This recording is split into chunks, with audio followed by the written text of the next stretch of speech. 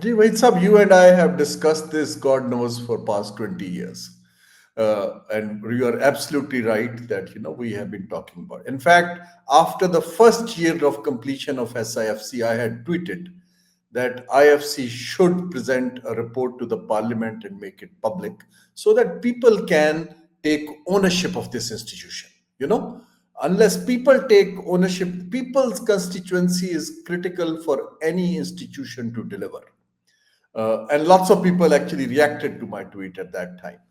Now, to answer your question, I think three things. Number one, there is a lack of consistency in our governance structure. There have been breakdowns.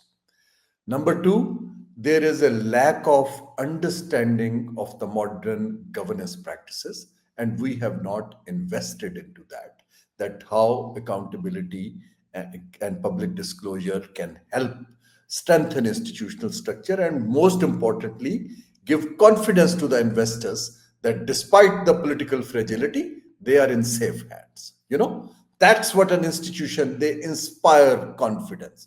If you have read the book Why Nations Fail, they basically argue that the institutions which marginalize few people and help few people, particularly the elite, those nations have not progressed.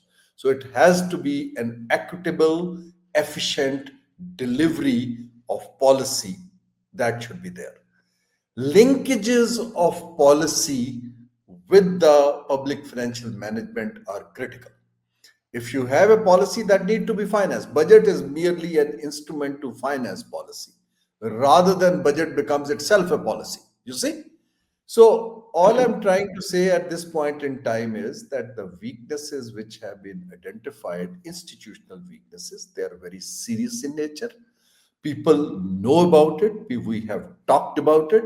But unfortunately, government remains in a short-term bailout, modality just to buy a few more months. A tranche comes, we celebrate. We don't change the structure of economy, which is insufficient, A, to sustain you at balance of payment level, B, to actually meet the requirements of 250 million population.